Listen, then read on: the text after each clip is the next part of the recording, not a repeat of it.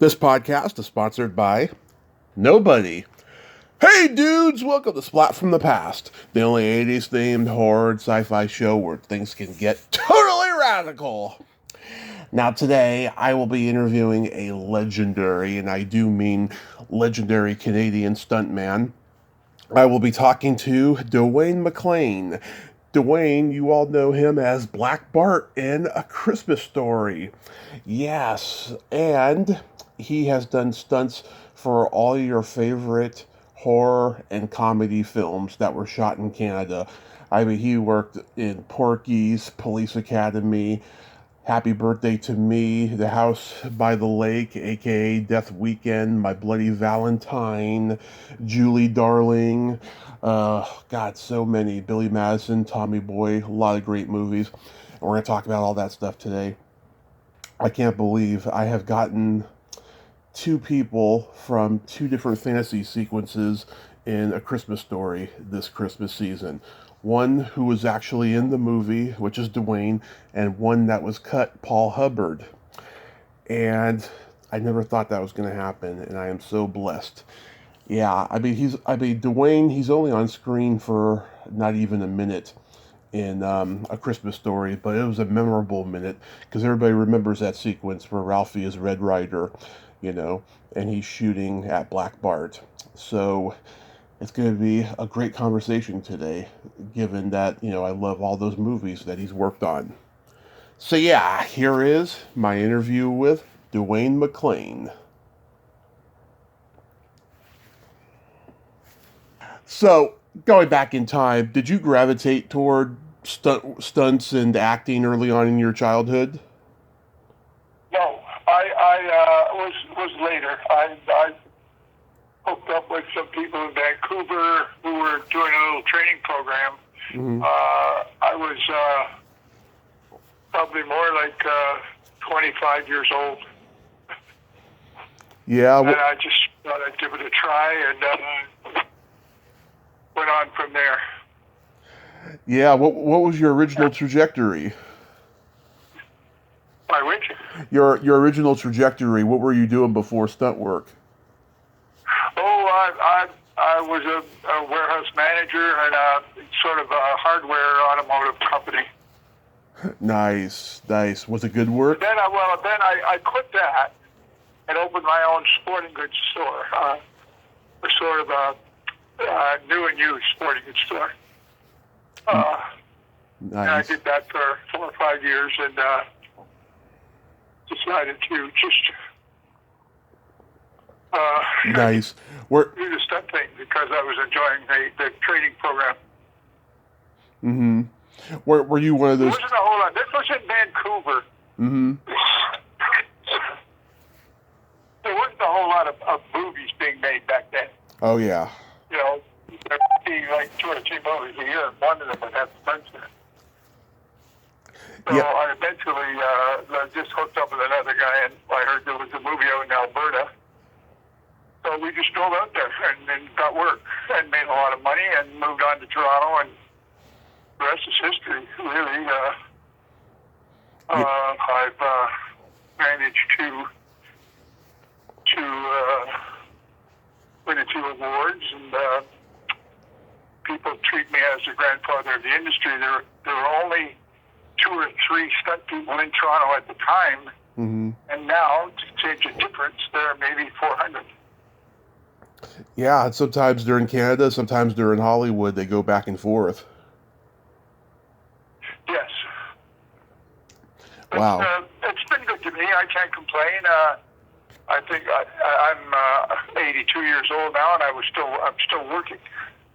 That's great. That's better than most people. There's some things I don't do, but I think though the time has come to just say bye-bye. Yeah. It's not about saying, well, can you fall down here, or can you fall out of a chair, or can you... I was considered one of the top maybe 10 stunt drivers in North America at one time. Mm-hmm. So I can still do that, but I just don't want the responsibility anymore. Yeah, that's understandable. You can't do something forever. You gotta quit while you're ahead sometimes. Yeah, even if you know what to do and what not to do. I might take a job if it's, there's an older guy with a small part who just has to do something the average actor wouldn't do. Right. So rather than hiring an actor and then trying to double him for a small stunt, I would consider doing that. Yeah. Were you always the kid that was like, falling out of trees and involved in sports and being athletic and all of that? I don't think overly. I was an active kid in so much as I played sports like baseball and stuff like that. Soccer was available. I hated soccer and still hate it to this day, but don't tell anybody. Yeah. They might shoot me. I just can't wrap myself around that game. But I guess I was athletic, but I didn't sort of get involved community-wise in teams and stuff like that. Mm-hmm. I was more of a just hangout type of kid. Right. I moved to Vancouver when I got married. My wife at the time was from Vancouver. Mm-hmm. And I bought a sporting goods store with another guy in Vancouver, and we were, like I said, new and used, I told you. And then when my wife and I split up, I was doing the stunting on the side, Mm-hmm. Training, so learning how to do the fight routines and horseback falls and stuff like that. And then I heard there was a movie out in Alberta, so I just packed up, went there, and got a job. You got to remember back then, I think I made something like $15,000 on that picture. Was that movie Only God Knows? Sorry? Was that movie Only God Knows? No. Only God Knows? No, it wasn't. It was a Western about the original Northwest Mountain. I had a run-in with some Indian kids and shot them. I don't know. It's a true story. Donald Sutherland was in it, and I don't remember much about it. So long ago. Mm-hmm. I did some saddle falls and full gallop saddle falls and stuff like that. I'm gonna mention movies. Tell me anything you remember. William Fruitt's The House by the Lake, aka Death Weekend. Oh, Death Weekend. I remember the movie. I remember Bill well. I have no idea what I did in the picture. Yeah. Car stuff, I think some car stuff. If I'm not mistaken. I know that Bobby Hanna, who was one of the other stuntmen in town, did fire on it. Mm-hmm. I'm pretty sure I just did some chase scenes and some driving stuff. Yeah, I think Fruitt is an underrated horror genius. He should be on the list of all the greats, but he isn't. What was it like working with him? Well, it's hard to say, it was one of the great things in my life. What was going on at that time, I was brand new in the industry almost, Mm-hmm. Going back that far. And the best part of it was that I was working. I hadn't reached the point where I was collecting contacts. Mm-hmm. I was fairly laid back and I was told by a major casting person when I came to Toronto that she told me, don't bother anybody on set, mind your own business. Don't bother the actor for pictures, don't bother the director, So that was a thing in my mind in the beginning of my career. Mm-hmm. Sort of. You don't bother anybody and you don't ask for stuff. And I was misguided there. But I mean, she was like a fantastic person in town. And if she weren't on her side or she wasn't on your side, it's pretty hard to get work in town at that time. Wow. And another actor, I worked on a picture with Keir Delay in it. Yeah. While I was out west too. I can't remember the name of it. Mm-hmm. Right? And an actor named Robertson from Toronto, well-known actor, he told me when I get to Toronto, I was on my way to Toronto when I stopped in Alberta to do these 2 pictures. Mm-hmm. And he said, when you get to Toronto, you go see Karen Hazard. He said, and tell her that I recommend you Dave Robertson. His name wasn't, anyway, his name was Robertson. And I did that, and that was my connection in Toronto, and then it went on from there. Oh, that was nice. So, I would have to get out a list of my credits to really be, to remember some of this stuff. I don't know if you looked up my credit list or not. Oh, yeah. And I've seen almost all of these movies, too. Like Find the Lady with John Candy. Oh, yes. I remember that. John, I wouldn't say that we were the best friends, but, you know, we were sort of buddies. John Candy and I did a couple of pictures with him.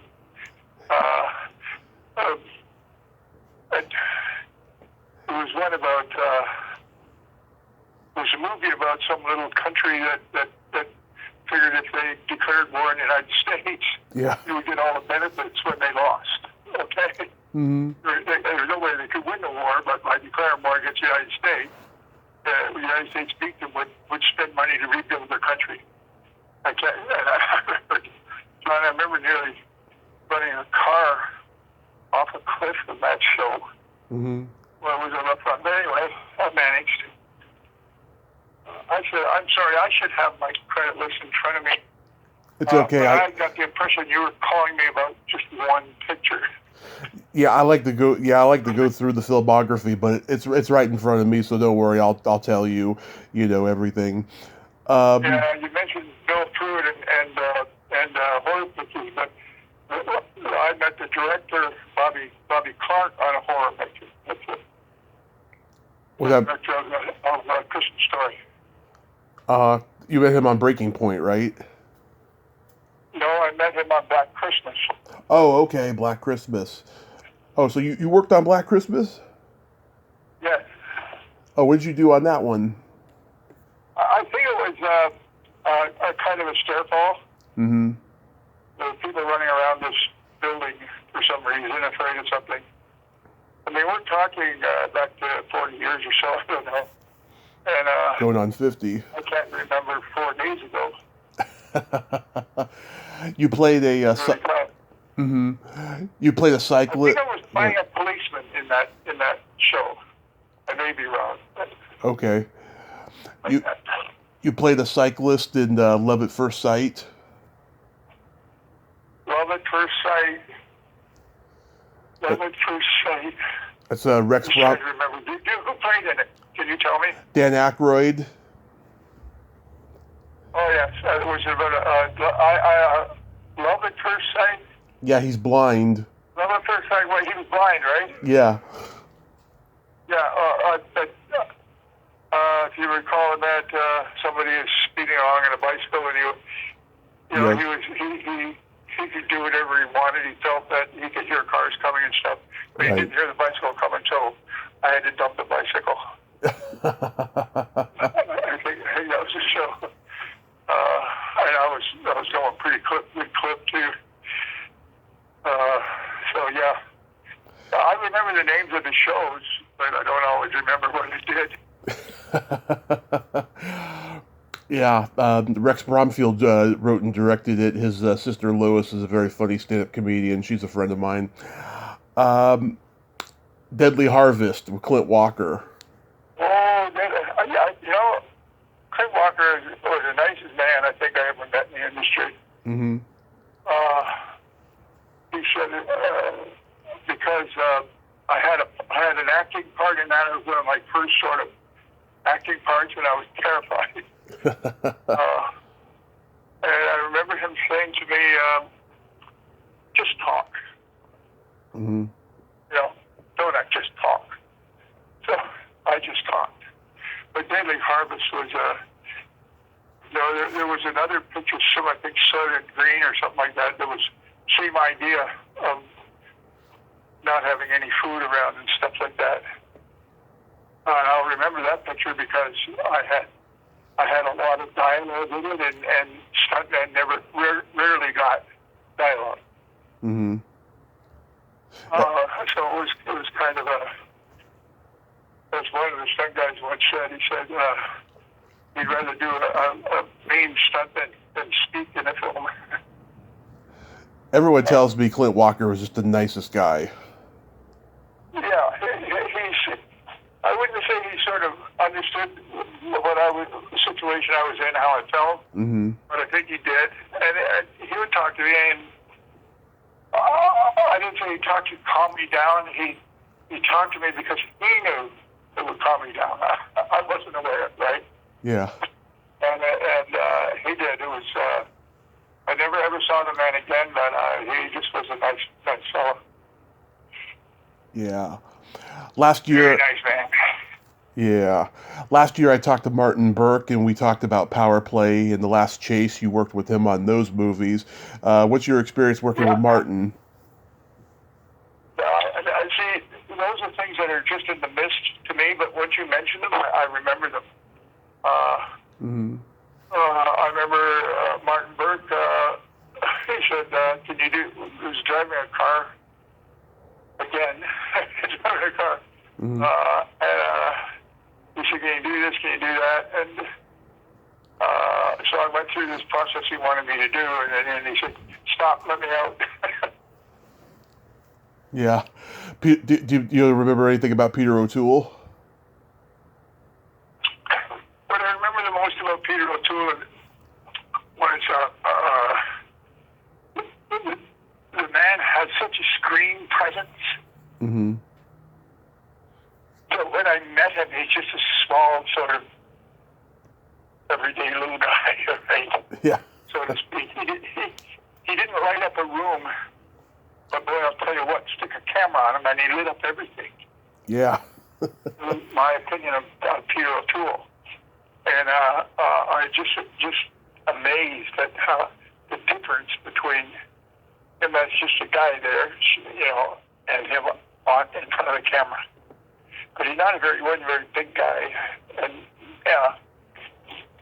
he wasn't a Paul Newman or somebody like that, in real life.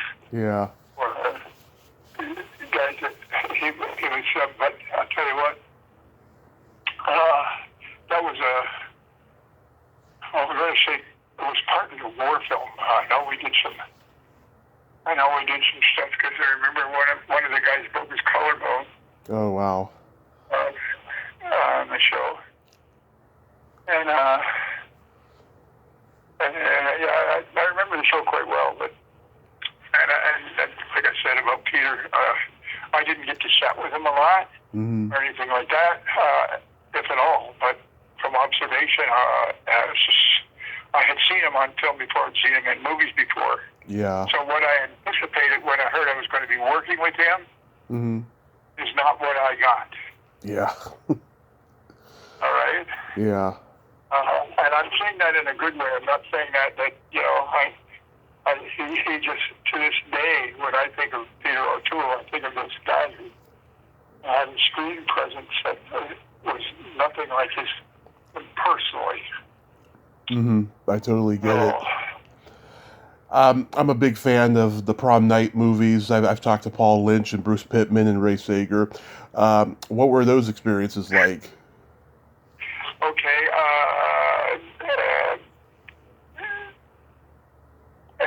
All of them were the horror things.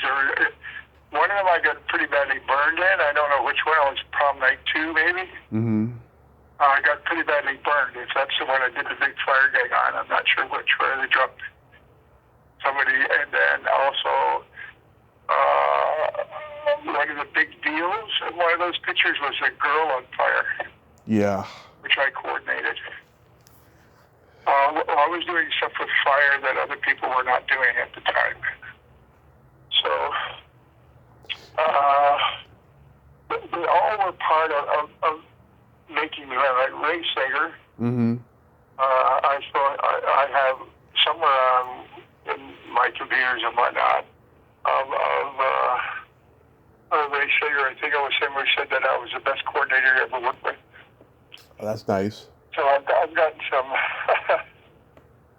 I've worked with these guys, and still to this day, they say things that, you know, I don't like people saying that I was a grandfather of the business and is one of the great ones, because, or even autographs. I do autographs. Yeah. Looking at my wall here, Mm-hmm. the United States Stuntman's Hall of Fame. Most images, and here's my, what would be the equivalent, I guess, of an Oscar. Mm-hmm. Here on my desk. I have several things here that I'm proud of. Nice. And some from individual things, like Seeing Things, Best Comedy Series, Seeing Things, Dwayne McLean, Show Performer, Certificate of Induction in, actually, Outstanding Achievement in Stunt Specialties. I got my my share of accolades, but I never was a social person. I would go to rap parties, but I wouldn't stay long. Mm-hmm. I never socialized much within the industry. A lot of people don't, you know. You'd be surprised how many people don't socialize within the industry. I'm sorry, would you repeat? I said you'd be surprised how many people don't socialize within the industry. Yeah, I understand. I wouldn't be surprised. Because I didn't socialize much in the industry, I don't know who does it, who doesn't. But a lot of them really now, we're in an ego era now. Yeah. I don't even want to go there. Okay. We don't have to go there. I'm almost ashamed of my industry, to tell you the truth. Yeah, I'm ashamed of it too, the things that I see, sadly. How about my Bloody Valentine?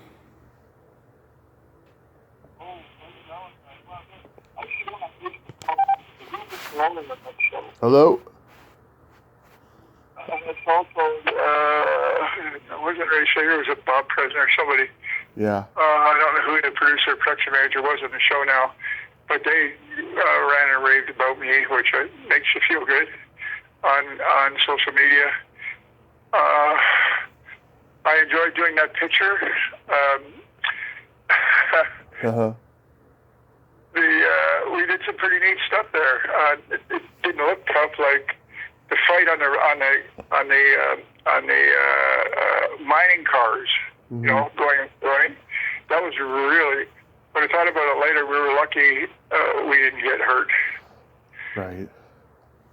But we dove in anyway. I don't connect too much. They've been chasing me around about this movie, A Christmas Story.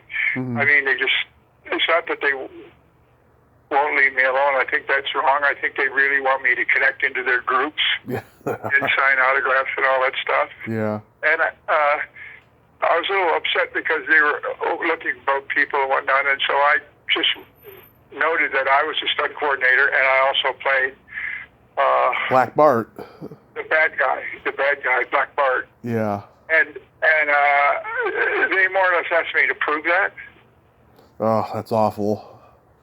That's awful. Absolutely awful. If you're running an organization with regard to one picture, a fan club, or really want to call it, Mm-hmm. you should know. You should easily be able to trace me down on a picture of me and who I am. Yeah. God. You know, that's not a big problem. You managed to do it. You know, you didn't question it. Oh no, I knew it. You know, I mean, yeah, I know what they're saying though. I mean, we do live in that time now where, you know, there's horror movies where guys were wearing masks, right, and they would have like maybe 2-3 guys play that character, right, and like all 3 of the guys are like claiming to be that guy throughout the whole picture at conventions. So I kind of get where they're standing, you know, but I mean, it's pretty much a given to realize that you are Black Bart, Dwayne. Yeah, well, I don't know whether this is when you wanted to bring this up, but Bobby Clark, the director, was a director. Bob Clark. And as I say, I'd worked with him before. Mm-hmm. And he just walked out on set one day, and he said, Dwayne, come here. He said, would you go over to wardrobe, and they have wardrobe there for you? I said, what? He said, just go. They have wardrobe for you. So I went over there, and they dressed me as Black Bart with the striped shirt and all the stuff. Yeah. So that's how I got to be Black Bart. I had no idea it was going to be Black Bart. So you went on there as a stuntman, but then he just said you're going to be Black Bart. Yeah, and that's the way he did it. He just said, "Go, would you go to wardrobe? And they have some wardrobe for you." I said, "What? You know, blah blah blah." And that's how I ended up being Black Bart. Yeah, I like how you portray Black Bart. He's kind of like a craven coward. Yeah, Black Bart is a weird guy, but I've always shied away from acting, really. Mm-hmm. I think I started to realize I could get away with it in a picture called Bless the Child, Mm-hmm. Where I played a tramp or a bum. Uh-huh. Went through this whole series of emotions, because if you know the picture of with the child, Yeah. the girl, little girl, before I was fired, set on fire. And I had to audition for that. They were looking for someone to do it because of the fire. Mm-hmm. But it was a pretty heavy-duty part. So when they asked me to audition for it, I almost turned them down. I felt that it was more than I could carry. Yeah. You know, all the changes from being a bum on the street to all the way through to suddenly realize that you've been saved, sort of. So anyway, I did the audition. I told them in the beginning, look, I don't expect much from me, but I'll go ahead with the audition. And I never heard anything more about maybe 10 days later, Mm-hmm. I got notified that I got the part. Although as I was leaving the audition, the guy says, you know, don't knock yourself. That's not a bad audition. Fine. So anyway, they had to send a tape audition to Los Angeles, and somebody there made the decision. Right. So that's how I got that part. But I'll let you go ahead with how you set it up, rather than jumping from picture to picture. So in A Christmas Story, like you really did do that that jump over the fence onto the horse, right? Yeah, I used a trampoline. Okay. Yeah. They tell me that if you look close enough, you can actually see the corner of the trampoline in the picture, in the movie. If you look up the mistakes. I gotta look again. That's how I did that. Yeah, I gotta look again because I watched that last night. I didn't see a trampoline, but I'll look again. I haven't seen it either, but I've only seen the picture once. Mm-hmm. I'm not a guy who does it. But like I have people that I met at the 25th, I think it was the 25th anniversary of that show. Yeah. And I mean, they talk to me regularly on social media. I mean, it was the biggest thing in their life to have met. They actually had a drink with me. We were in Cleveland. Right. At that show, and I just sat at a table with them, and I'm just amazed at the fan base for. I mean, they were giving me $25 per autograph. Yeah. You know what? What? I've talked to other cast members, and they tell me they just cannot believe how this movie has had such a longevity, because at the time, you know, it wasn't expected to be, you know, the beloved film that it became. No, I don't think so. You know, I don't think so either. But you know, every once in a while that happens. Somebody does a picture that becomes, you know, there's a word for it, but I can't remember. I always say that for all the things that I've done over my years and the people who know and don't know, Mm-hmm. I get more notoriety for that picture than any picture. Yeah. Okay. Like, I'm sitting here in my living room, and I got this huge picture on the wall of my entrance of me on fire for a picture called City on Fire. Uh-huh. And I would get less notoriety for that huge fire gag than I would for what I did on A Christmas Story. I was both the stunt coordinator and Black Bart Mm-hmm. at Christmas Story. Yeah. I'm sure you get a ton of residuals for that 24-hour TNT marathon.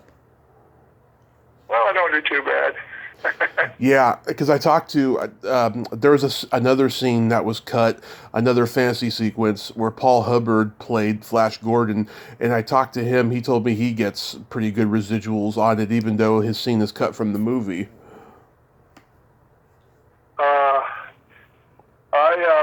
I got another thing that happened to me with regard to that surprised me. Mm-hmm. Is they made slot machines in Las Vegas for that movie.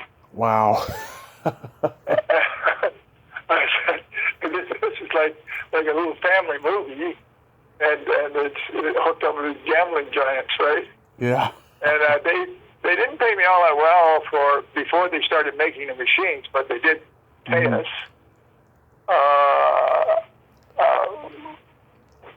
a few $1,000 for a certain given time to see how it works. Well, now I know they have them, and that period of time is up just maybe a month ago. Yeah. And I haven't heard back from them, so I'm going to contact them and say, hey, you're going to renew my contract or what? Now that you have the slot machines, I should be getting a little more money from that. I would say that was one of I get more residuals from that show than any other movie. Yeah. There's lots of merchandise on that movie. Do you remember what you did in Porky's? Well, Porky's. Yeah, I sort of do. I started out just being a coordinator. Mm-hmm. Stunt. And I played actually two parts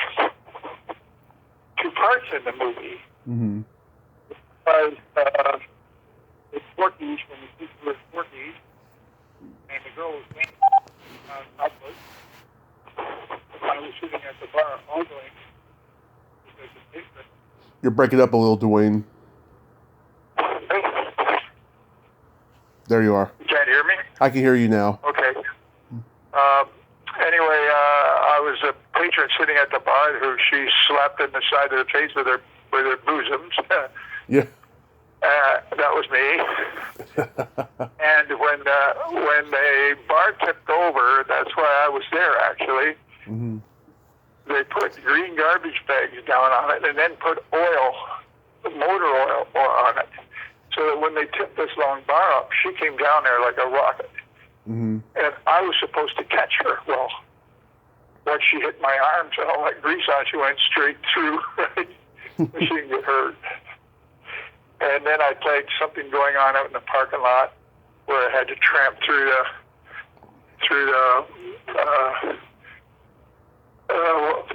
what would you call it, a swampy sort of portion of the area. And I also I did a lot of things on that show actually.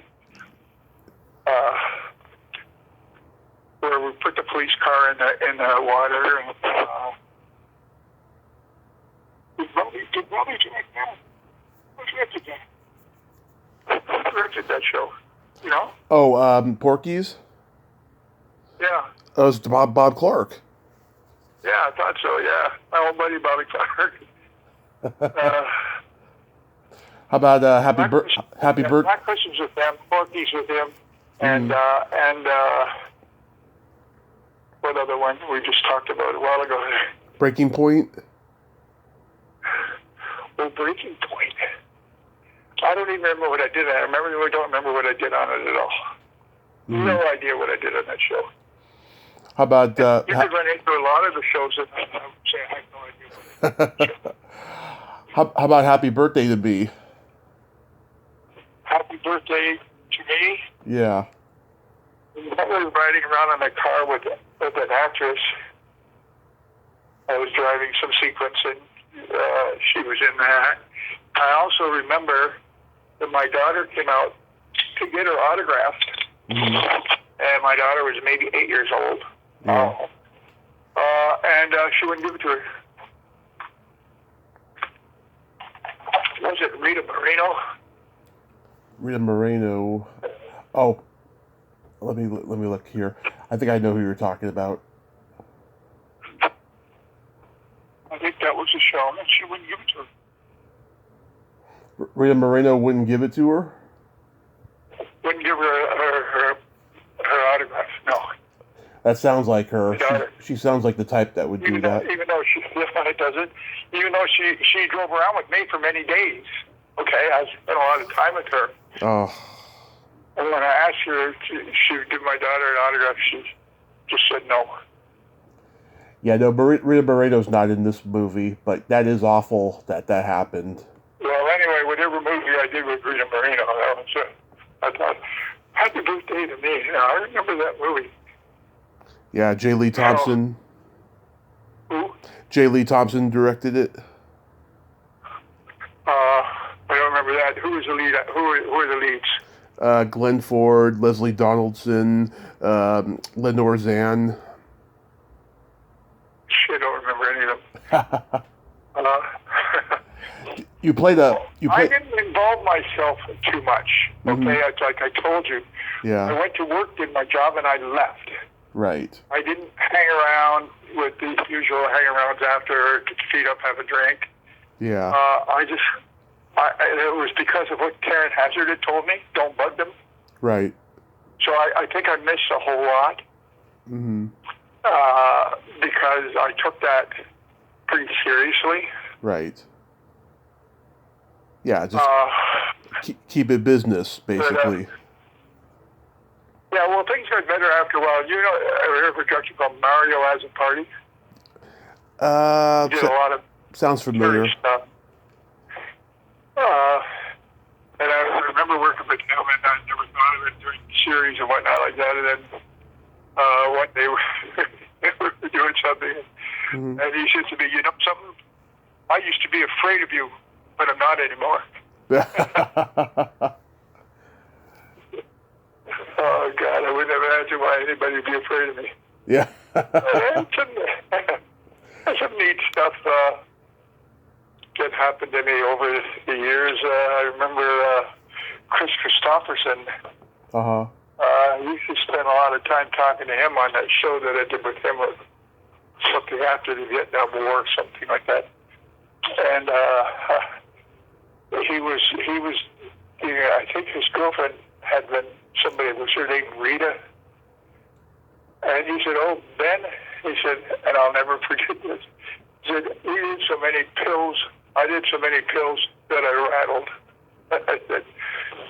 So some of them were pretty good people. Yeah. How about working with David Cronenberg? You worked with him on The Dead Zone and The Fly. Yes. Yeah. I got banged up pretty good on The Dead Zone. I got run over by an army vehicle. My leg didn't break it or anything, but it hurt like hell. Yeah. During the war scene portion of that show. And The Fly, I really enjoyed working on that show. Cronenberg's a good guy. Yeah. I found him easy to work with. I don't know whether they just didn't bother you because they don't know anything about stunts. Okay, so Yeah. that's your job. You do it. Don't get me involved.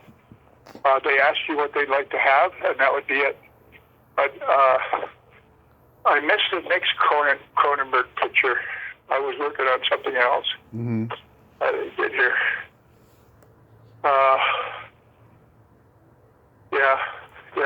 The Fly was interesting because of one of the buildings, the whole room was rotated on an axle. So it looked like he was walking on the walls.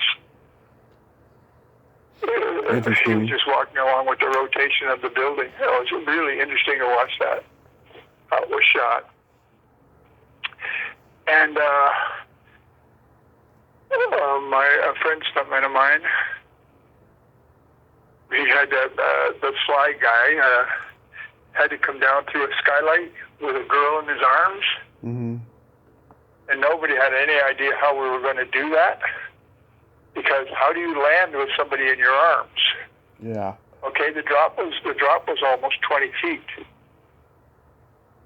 Mm-hmm. So I built a gym pads, big thick ones, up to a distance of about 5 feet, and had Brent hold her arms. And as he jumped, he let her land on another stunt girl. Let her land on the pads. If you can envision that, he jumped straight to the floor. I think a small 2-inch pad, but he close enough that with her in his arms, she landed on the mat. He landed on the floor. It was really cool. Yeah. So I really enjoyed working on that movie. Yeah. Well, a lot of the movies I worked on, I enjoyed working on them. Right? Yeah. It just seemed to be the right occupation for me, I guess. Yeah, I mean, you've worked with so many of the greats, you know. I grew up loving the Police Academy movies. Tell me about those. Well, Police Academy movies. Well, I did everything from the boat chase. Mm-hmm.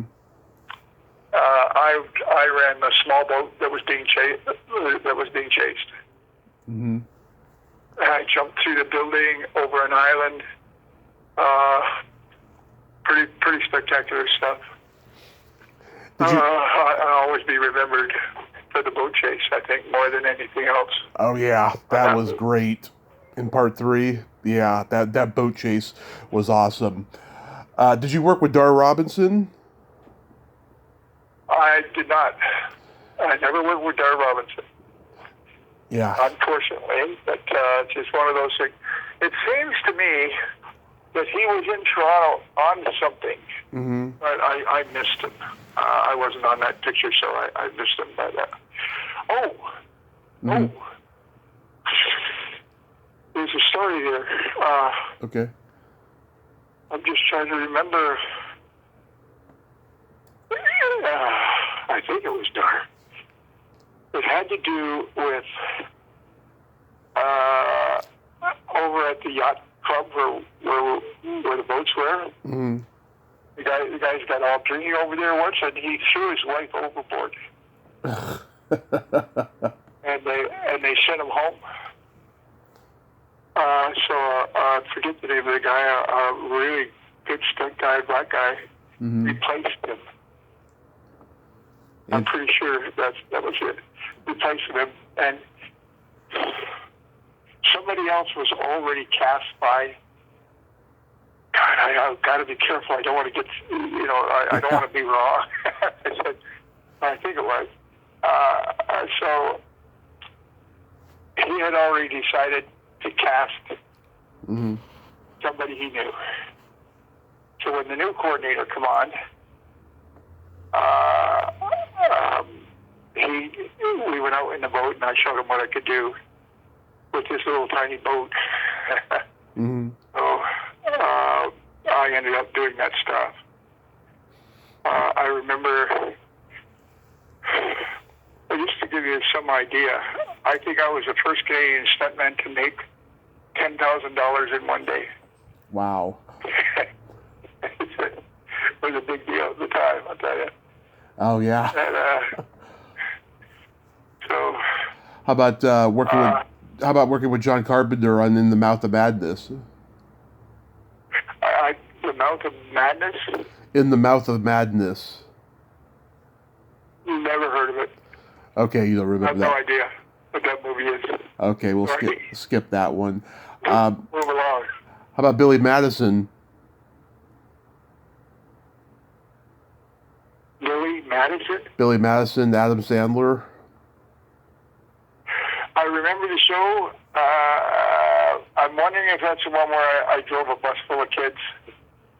I'm not sure. Yeah, because Chris Farley drove a bus full of kids.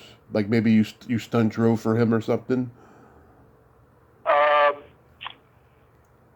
Well, wasn't really supposed to be a stunt, I don't think. It's just that whoever the actor was didn't want to drive the bus for any reason. It was probably him. But I seem to recall that this wasn't a stunt double. I was actually on camera. Mm-hmm. You know, when they opened the door, the driver is pretty obvious. Right. But I'm not sure. But I know this: the brakes on the bus were almost non-existent. Oh, wow. Okay? Yeah. So the children somehow, some of the kids got upset about the whole thing. They didn't want to ride the bus.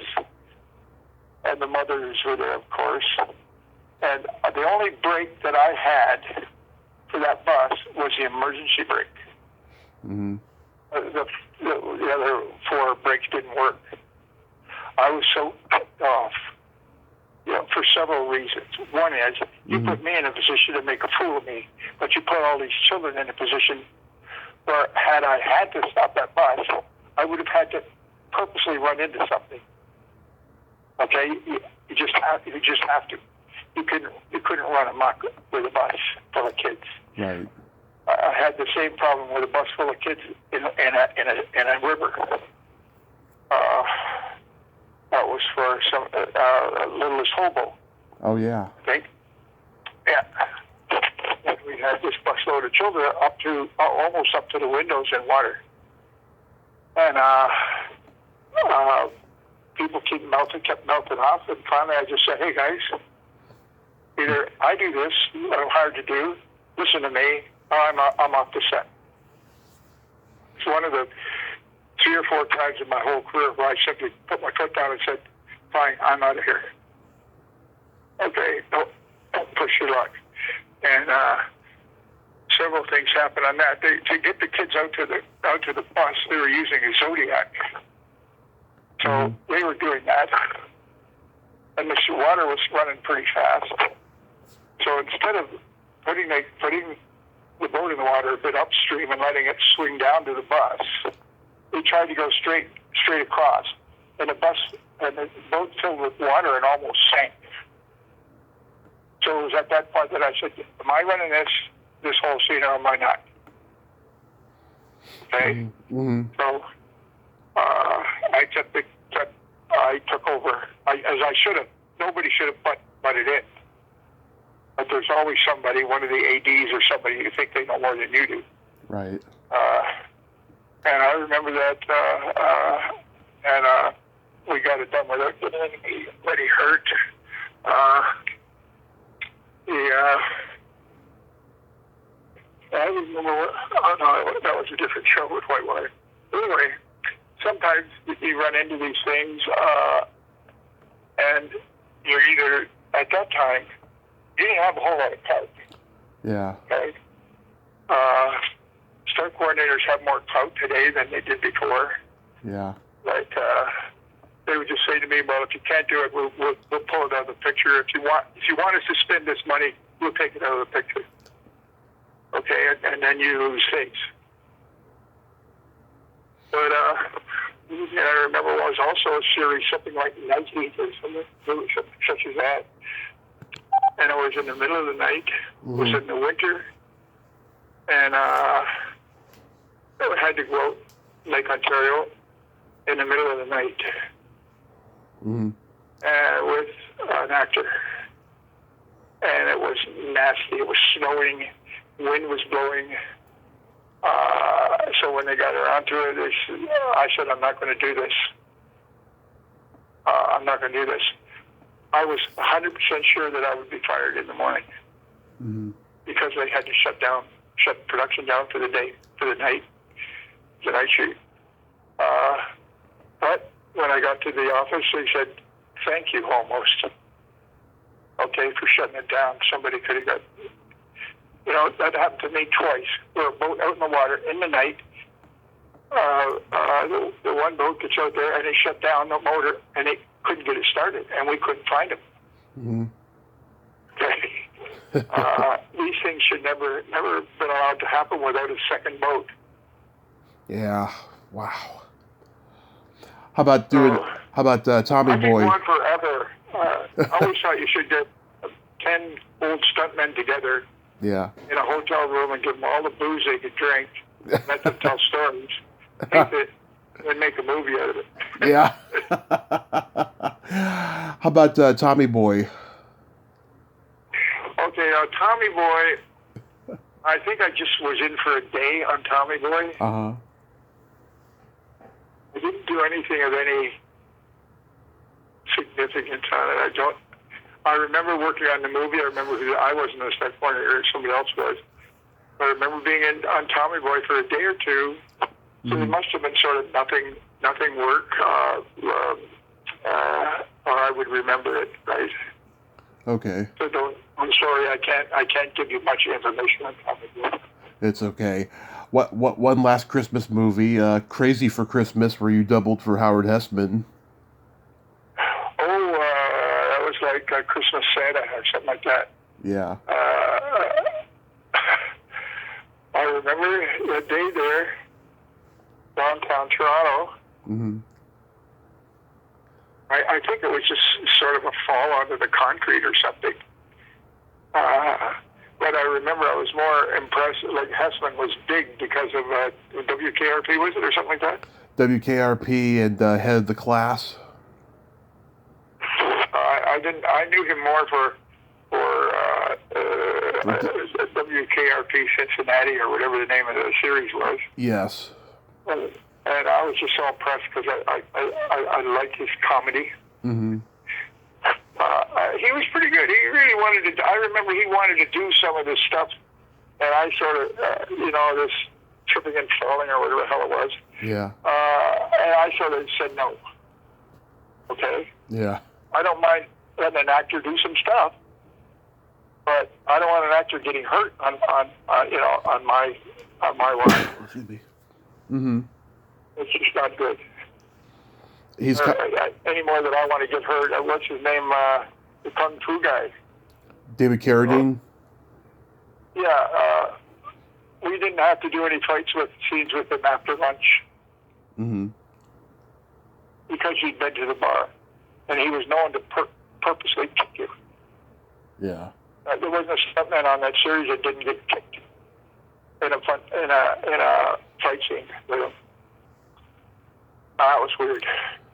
Yeah. I shouldn't be telling these kind of stories about people, but it's good. It's good. It's good though that you didn't want Hessman to do that though, because he was comedy royalty and you respected him. Oh yeah. For the night, went out on a Sunday, went to this restaurant for breakfast. Mm-hmm. He was sitting there by himself, and so I said hi to him. He says, "Oh, you got to join me. You know, like it was just one of those things that was good." Yeah. So you're mostly retired these days, you said? Well, I'm reaching a point of shutting the door. Yes. Yeah. Like I said, there's a couple things I might do. You mentioned Bloody Valentine a while ago, if you don't mind me going back. Oh, go ahead. Now, one of the actors who passed away recently. Oh, Kelman, Paul Kelman. Kelman, that's it. That's yeah. The guy.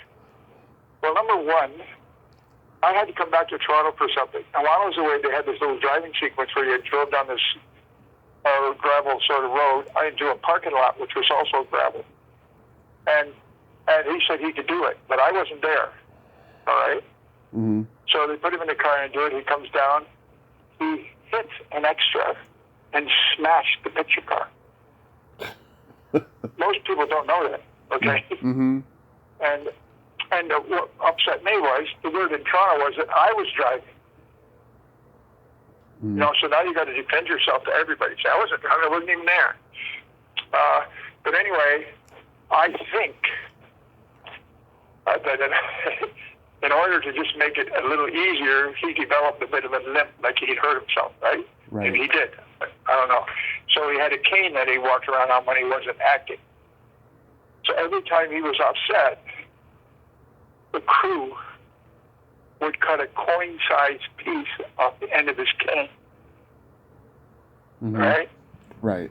with the thickness of a quarter, maybe, and then put the rubber cap back on. And after a couple of days, everybody was flipping these things like a coin, and the chain got so short he couldn't use it. Thought that was funny. Paul, I talked to Paul a couple of years ago. He was a very strange guy. Well, he shouldn't. He didn't even have a driver's license. He shouldn't have done that. Yeah. You talk to him. Well, I never ran into him again as an actor, although I'm sure he kept on going. Yeah, it was very odd, I'll tell you. But he was great in that part, though. Oh, yeah. I mean, there are a lot of people who are great in their parts are really oddballs in life. You run into that. I remember two women who were detectives, some television series. One was a blonde. Oh, Cagney and Lacey. I worked with her. You talking about Cagney and Lacey? Yeah, that's it. Yeah. And she was in Toronto doing something, and she wouldn't, for example, even let an extra on set that had blonde hair. Wow. I mean, what's with that? Okay. Yeah. She was just awful. Yeah, I might be interviewing her soon, as a matter of fact, but I won't bring that up. Don't bring that up. No. But yeah, I've talked to many stuntmen and stunt women, and there are some who are like 60, 70, 80 years old, and they're still doing it, and they told me they'll do it till the day they die on set, you know? Yeah. Well, there might be a couple in the U.S. Stunt guys in their 80s. Yeah. But I'm the only guy in Canada who's worked into his 80s. I'm 82. Yeah, like Dickie Beer, he told me he'll do it until the day he dies on set. Yeah, and good for him. As long as he can keep himself up to do it, I admire that. Yeah. You have to know when not to. That's the thing with stunts. There's a couple things. You would agree to do something you can't do. And that used to happen a lot, probably still does. Mm-hmm. Just agreed. I ran into several cases where I remember doing a 7-Up commercial, and they hired some guy that I knew really well, and he had to fall off a Western balcony. You know, the old Western Tin guy gets shot off the balcony. Yeah. And it was about, I would say it wasn't even more than 15 feet. So he takes the job and everything, goes up there. I get a call, can you come out? Because he won't do the fall, he's afraid of heights. Now, why would you take the job? Yeah. Okay, why would you take the job? I went out, I put some boxes in the trunk of my car and went out, set them up, put the wardrobe on, and did the fall myself. You know, there's a lot of those things happened in my career where I was called out to fix stuff. Yeah. And because people would keep saying, yes, I can do that. And they'd come out and they can't do it. Yeah. So I got, after a while, I just got, if I don't know the person can do it, I'm not going to hire you. So I had a group of, back in those years, of about 6 people that I could rely on for almost anything. And the only time I went outside that group was when I needed 2 people the same size or look or something, right? Mm-hmm. And one was working. I wouldn't. There's not a whole lot of things I would change. No, there's not a whole lot of things I'd change. I enjoyed my career immensely. You know, like I just, if I had to say after the fact that that's what I was sort of born to be. Oh yeah. Because I worked as, you know, a warehouse manager. I worked as, and it was a huge warehouse.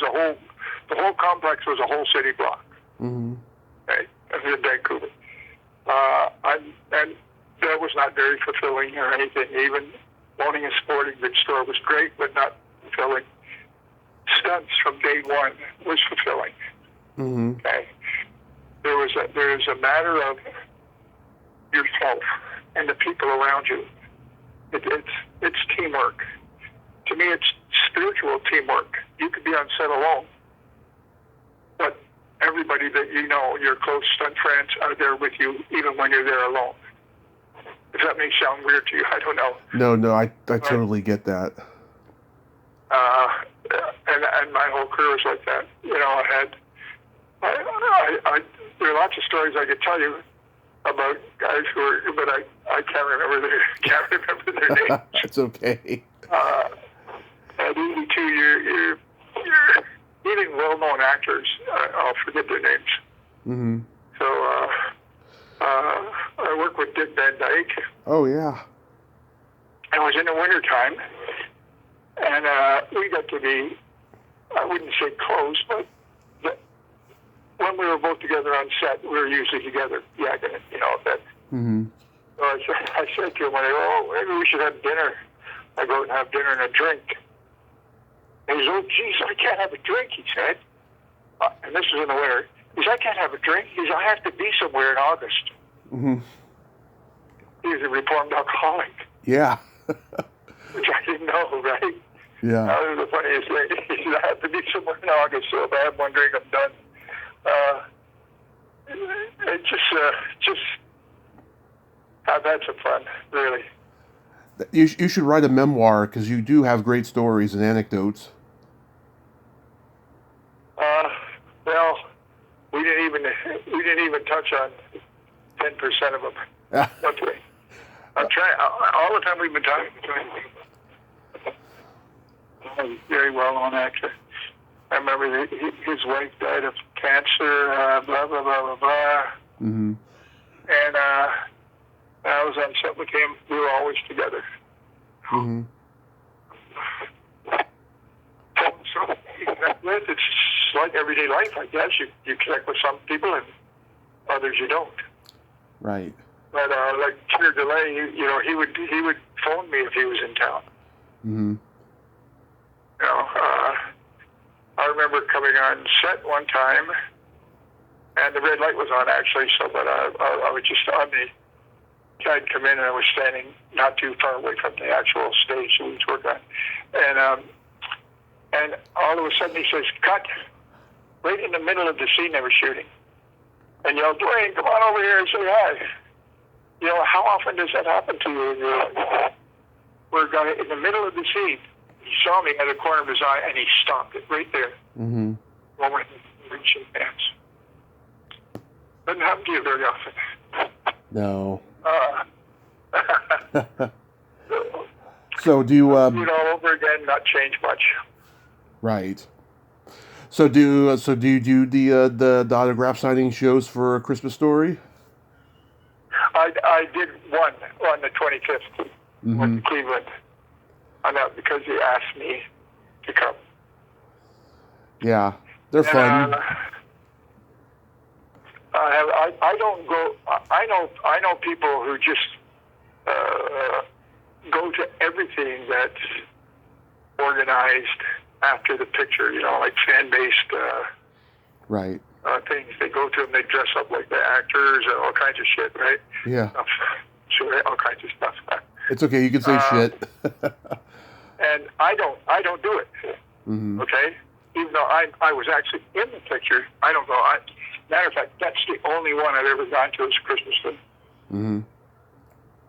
I just, don't ask me why. I just don't. I just don't. I don't feel like I fit in with it sometimes. I totally get it. I don't have too big an ego. I've got a little bit, mind you, but we all do. Yes, we do. You know, like I have my hero wall that I was telling you what certificates I have, what I've won. So that's my own personal thing. Very few people get to see. Yeah, a lot of people, they don't want to do the convention scene, you know, and rightly so. I mean, I've heard there's a lot of politics behind the scenes as well. Well, they didn't treat me too good. That's awful. That's fine. I'm talking about some of the cast members who are now scored.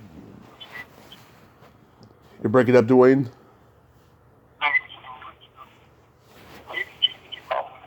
It's like I wasn't much in the picture, right? Yeah.